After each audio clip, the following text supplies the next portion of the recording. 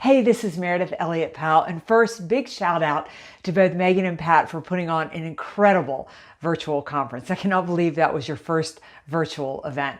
And I was so happy to be the closing keynote and talk about one of my favorite topics. What does it take to really thrive in an uncertain marketplace? And I wanted to shoot a quick wrap-up video. Just make sure you have all 9 steps to this formula, because it is exactly what you need to put you, your team, and your financial institution in a position to succeed no matter what this marketplace does. Now, if you'll remember, I talked about the fact that I came up with the idea of writing this formula from studying and researching organizations and companies that have been around since the late 1700s, early 1800s, and they are still in business, thriving today. And you know what that means? That means that they have come through world wars, they have come through economic depression, and they have even survived a pandemic. And from researching those companies, I came up with my 9-step formula for thriving in an uncertain marketplace. And these are the steps, these are the strategies that you need to put into place to really emerge successful and keep your financial institution going strong no matter the level of the crisis. I mean, these strategies work if the crisis is nothing more than new regulation and new competition. And yes, even if it is as strong as a pandemic. So let's get started. You've got to start with relentless vision. It's just not enough to have a vision. You have to be relentless about that vision. As the leader, you've got to speak about that vision all the time. I shared the story of the Boy Scouts with you and the whitewater raft trip. And when you're whitewater rafting, if you focus on the obstacles, the downed trees and the waters, your raft will go right into those obstacles. But if you focus on the positive point where your raft needs to go, that's where your raft will end up. You need a relentless vision. You need to talk about it all the time. To provide hope, you and your team need to know and be clear on where you're headed. But we're not ignoring the obstacles. Remember, we talked about conditioning yourself for change. That's strategy number 2. The change is like a muscle. The more you build it, think about it, and talk about it, the better prepared for change you will be. Change can be your greatest opportunity if you see it coming. If you ignore it, it will bury you. And I shared the skeptic tool to help you really be able to implement this on a regular basis.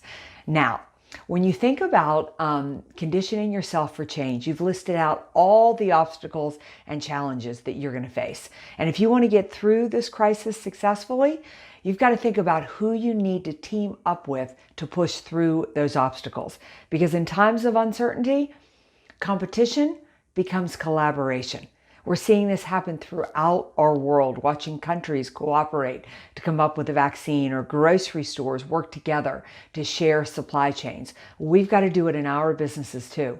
We've got to look at what are the obstacles and challenges that we're facing, and who can we partner with, who can we team up with to really be able to get to market fastest. It's not that we can't solve our own problems, we can, but it's going to be far faster, and we're going to use less resources if we replace competition with collaboration. Now, strategy number 4 was one of my favorites, because when I did the research, all of the companies that I researched, no matter their business model, no matter the products they offered, they all shared and used this strategy the exact same way. Because if you want to make decisions effectively, you need to know your core. You need to get clear on your core values. Listen, it's hard in an uncertain marketplace to know what decisions, where to spend your time, energy, and resources, and what to pass on. And it can wind up one of 2 ways. You can be stuck like a deer in the headlights and not want to move forward, or you can waste precious time and resources just throwing mud at the wall and trying everything. So how you make clear decisions is by knowing your core, who you want to be in the middle of this crisis and who you want to be after this crisis, and then using those core values as a way to drive decision making. I told you that story of Doosan Bobcat and what they really use to really help them emerge successful from this crisis. Now, strategy number 5 is about growing your financial institution in the middle of this crisis, and you can grow in the middle of this crisis. crisis. It is about focusing on your base, your current customers. You know, when we get into the middle of an uncertain marketplace, growing becomes something that we're worried about. Where are we going to find new business? In fact, I just did a survey, and over half of the respondents came back and said the biggest thing they're worried about in the middle of this crisis is finding new business. Well, the best way to find new business is to focus on your existing business. Because if you engage and talk to your existing customers, they're going to tell you where their biggest challenges are, where their biggest problems are, and they're going to give you the language that you need to remain relevant in the middle of this crisis. Because you can sell in the middle of this crisis and you can grow, but it's all about being relevant. People are spending money, but only on things that they need or things that will solve their problems. So you have to understand how to change your market position to be more relevant. And the best way to do that is to engage your existing customers. And speaking about engaging, you've got to build your network in the middle of this crisis. That's our next strategy. If you build your network, it will change your life. At any given moment, we are only one person, one connection away from somebody who can help us solve our problems, achieve our goals, or open doors that we need opened. And all you've got to do is build that network. Now, I know as CEOs and leaders, you are great at this, but I'm really sharing this strategy because I want you to engage the rest of your team in networking, in really helping them build those relationships now that are going to help them down the road. And speaking of your team, let's talk about strategy number 7, because the one thing that has happened in an uncertain marketplace is it has made it an employer's market. And one of the few controllables you have is the strength of your team. You've got to invest in really building, attracting, and developing the best and the brightest. And now is the time to build your succession plan. The leaders that invest in surrounding themselves with the best and the brightest, those companies that I researched, really, they have been diligent about their succession plans. And it's really something that you should think about.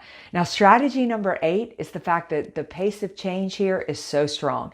And the way we did business in March can't be the way we did business in July. It can't be the way we're doing business in October. It will not be the way that we can do business in 2021.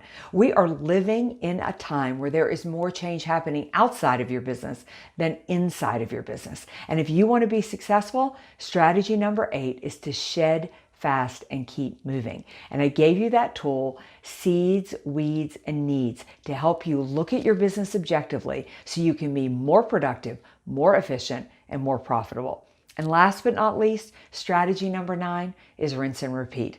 This is not a static formula. It needs to be done over and over and over again through each phase of this crisis. So again, thank you so much for spending time with me, allowing me to present a subject that I am so passionate about. If you go to my website, valuespeaker.com, there's a purple bar at the top called Emerge Successful. If you just click that bar, it lists all of these steps of the strategy and gives you so many more tools and resources, really deep dives into each level of the strategy. And you'll get updates on the book that is coming out, as well as you and every team member you've got can take the Thrive Indicator quiz and see where you fall on the Thrive Indicator scale. So again, I'm Meridith Elliott Powell. Thank you so much for your time.